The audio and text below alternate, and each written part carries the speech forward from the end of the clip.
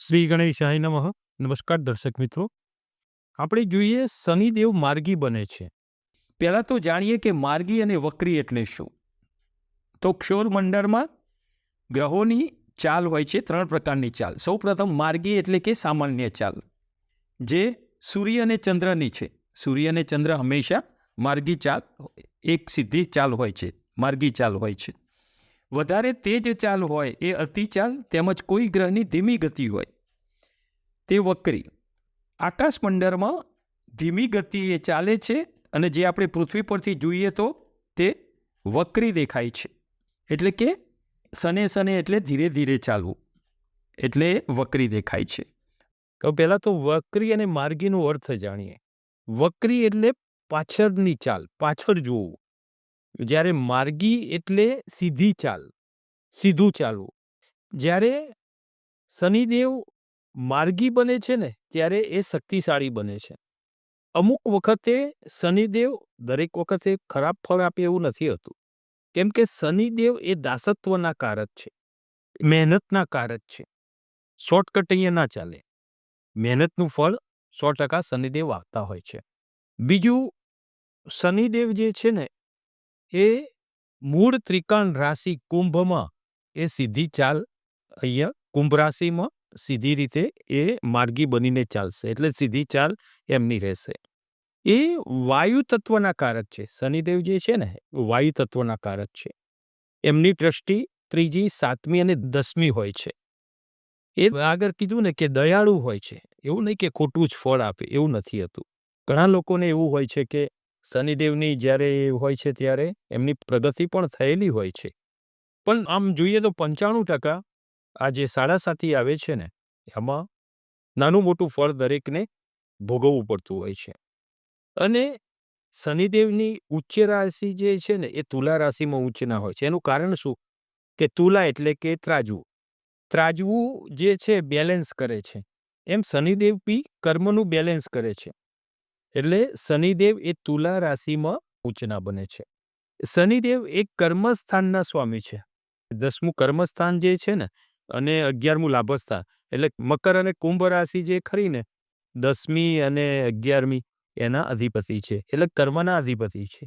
કર્મથી જ ફળ આપનારા હોય છે. શનિદેવ ક્રૂર નથી હોતા. શનિદેવ બધે જ ખરાબ ફળ આપે છે એવું નથી હતું. શનિદેવ કર્મનું ફળ આપનારા છે. સૂર્યદેવના 2 પુત્ર, એક શનિદેવ ને બીજા યમરાજા. શનિદેવ પૃથ્વી ઉપર જીવતા જ કર્મનું ફળ અપાવે છે અને યમરાજા મૃત્યુ પછી. એટલે સૂર્યનારાયણના 2 જે પુત્ર છે ને એ જીવતા અને મરણ પછી એ બંને જણા કર્મનું ફળ આપવા માટેના છે, શનિદેવ અને યમરાજા. મકર રાશિ તેમજ કુંભ રાશિ શનિદેવની અધિપત્યવાળી રાશિ છે. મકર અને કુંભમાં એ રાશિના સ્વામી છે. શનિદેવ તુલા રાશિમાં એ ઊંચના બને છે અને મેષ રાશિમાં એ નીચના બને છે. શનિદેવનું ફળ જોવામાં સૌ પ્રથમ તો એ કેવું ફળ આપશે એ જોવું હોય તો કેટલી વસ્તુઓ ધ્યાનમાં રાખવાની કે શુભ છે કે અશુભ, એ કઈ રાશિમાં છે, ઉચ્ચ રાશિમાં છે, એમની મિત્ર રાશિમાં છે કે શત્રુ રાશિમાં છે, એ કારક છે કે મારક છે. શનિદેવની જે કારક રાશિ છે ને એ વૃષભ, મિથુન, કન્યા, તુલા, મકર અને કુંભ, આમાં એ કારકત્વ ધરાવે છે. જ્યારે મેષ, કર્ક, સિંહ અને વૃશ્ચિક, ધન અને મીનમાં એ મારક બને છે. બીજું, અવસ્થા કેવી છે. ગ્રહોની અલગ અલગ અવસ્થા હોય છે. બાલ્ય અવસ્થા, કુમાર અવસ્થા, યુવા, વૃદ્ધ અને મૃત. આ મુજબ એ ફળ આપનારા હોય છે.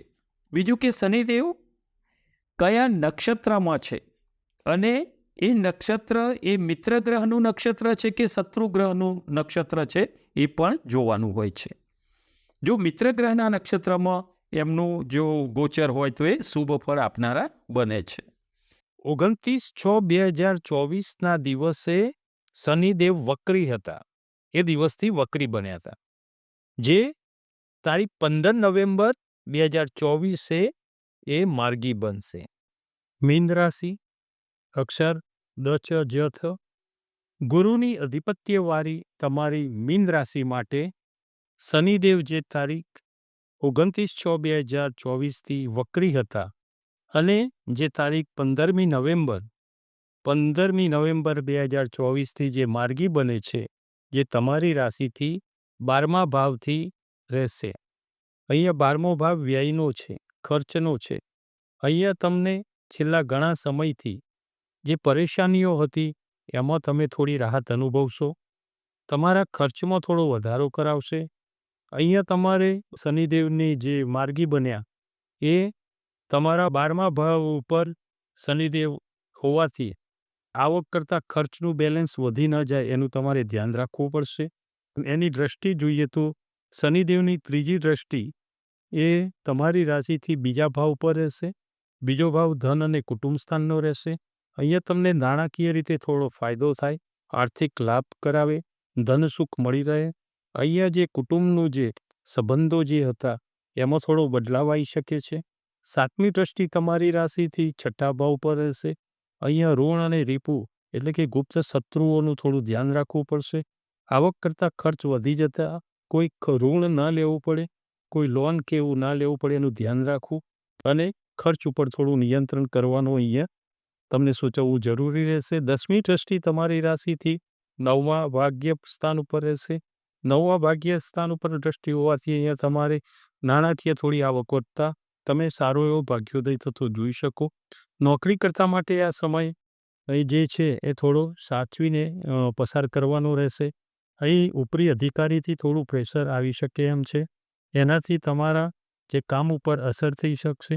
તમારે વાદ વિવાદમાં ઓછું ઉતરવું અને તમારા જે સહકર્મચારીઓ છે, તમારા હરીફ વર્ગો છે, એમનાથી થોડું સાવધ રહેવું. અહીંયા પરેશાનીઓ વધારી શકે એવું છે. હાલ કોઈ બદલાવ પણ કરવો નહીં. એવું થાય કે લાવો છોડીને હવે બીજે જઈએ, પણ આ સમય એવો છે કે જ્યાં તમે જશો ત્યાં આ તકલીફ તમને રહેશે. તમારો પરોપકારી જે સ્વભાવ છે, તમારું કામ છોડીને જે બીજાને કામ આવો છો, એ સ્વભાવને લઈને તમારા ઈષ્ટદેવની કૃપા અહીંયા બની રહેશે. તમને બહારના સંપર્કોથી પણ અહીંયા લાભ એનાથી બની રહેશે.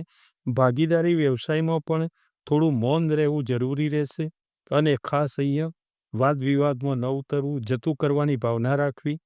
વ્યવસાયમાં કોઈ સારો એવો બદલાવ પણ કરવાનો નથી, એટલે તમારે અહીંયા ખાસ આંખ અને કાન ખુલ્લા રાખી અને કીપ મમ રહી અને આ સમય પસાર કરવાનો રહેશે. લગ્ન ઉત્સુક માટે આ સમય સારો છે. પસંદગીના પાત્ર સાથે લગ્ન યોગ પ્રબળ બની શકે એવા યોગ છે. માંગલિક કાર્ય પણ થઈ શકે, પરંતુ અહીંયા કોઈનું મન દુખાય નહીં, મંદ દુઃખ ન થાય એનું તમારે ધ્યાન લેવું જરૂરી રહેશે. બહેનો માટે આ સમય આરોગ્યની રીતે પણ સારો છે. આવકમાં થોડો વધારો થતાં તમારે થોડો સમય અહીંયા થોડું કાર્ય વધશે. અહીંયા પરિશ્રમ તમને વધશે. કાર્યમાં થોડો રૂકાવટ આવે. કોઈ પણ સારું કાર્ય તમે હાથમાં લો તો શક્ય એટલું જલ્દી પાર ન થાય, એમાં થોડી રૂકાવટો આવ્યા કરે. અહીંયા કાર્ય અટકીને થતું તમે અનુભવો. શનિદેવની પ્રિય વસ્તુનું અહીંયા તમારે દાન કરવું, હનુમાન ચાલીસાના પાઠ કરવા, શનિવારે શમ શનિશ્ચરાય નમઃ મંત્ર જપનો પાઠ કરવો અને એ દિવસે શક્ય એટલું સાત્વિક જીવન રાખવું બહુ સારું રહેશે. એનાથી ઓવરઓલ જોઈએ તો શનિદેવ જે માર્ગી બનશે એ તમારી મીન રાશિ માટે મિશ્ર ફળ આપનારા બની રહેશે. નમો નારાયણ.